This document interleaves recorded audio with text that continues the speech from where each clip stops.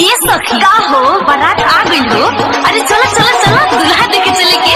अरे हाँ चलो चलो चलो देखे ना देखो कोई एक छावड़ा के की वो डांस करो। अरे हाँ तो सखी समझा तो अपने के सापा हीरो ही सही कहलू हो।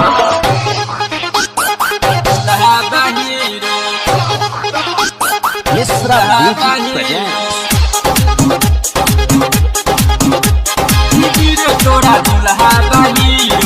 Mix by SKM recording studio देखने पटना।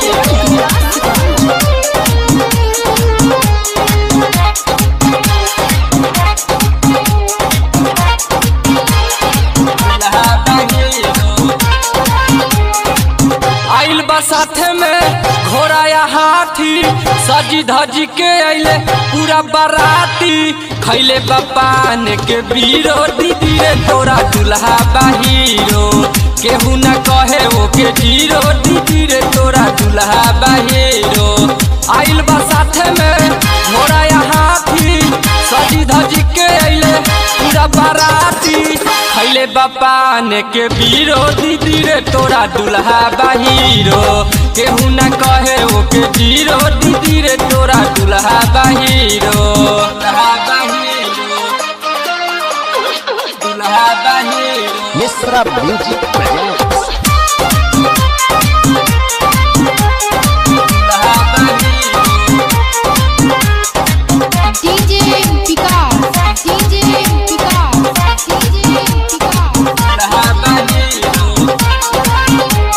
हमनी के ओरी उ देखता रुक रे साचो में बाटे उनकर हीरो के लुक रे साचो में बाटे उनकर हीरो के लुक रे। हमनी के ओरी उ देखता रुक रे साचो में बाटे उनकर हीरो के लुक रे।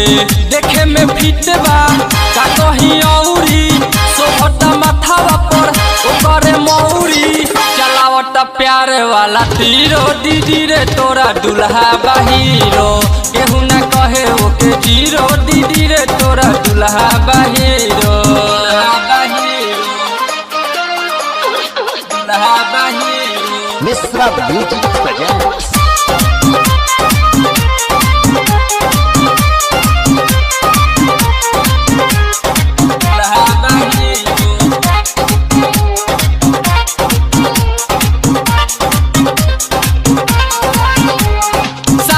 से पहले करत रहे बात रे कहत रहे नाही छोड़म तो के हाथ रे कहत रहे नाही छोड़म तो के हाथ रे। शादी से पहले करत रहे बात रे कहत रहे नाही छोड़म तो के हाथ रे।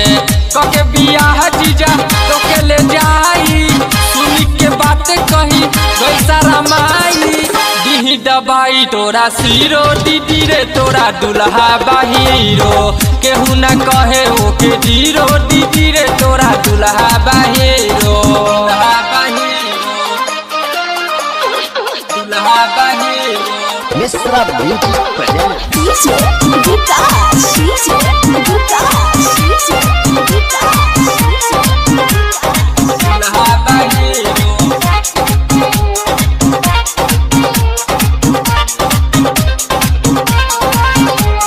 जब से उ कैले बारे सर्विस जुआई जी जानी डाला पमारे लड़की लाई जी जानी डाला पमारे लड़की लाई। जब से उ कैले बारे सर्विस जुआई जी जानी डाला पमारे लड़की लाई। शादी के बाद दीदी लेकिन करा दी है देवरा नीराजावा से सेटिंग करा दी है बदली दोनों के तकदीरो दीदी रे तोरा दुल्हा बाहीरो केहू न कहे ओके जीरो दीदी रे तोरा दुल्हा बाहीरो।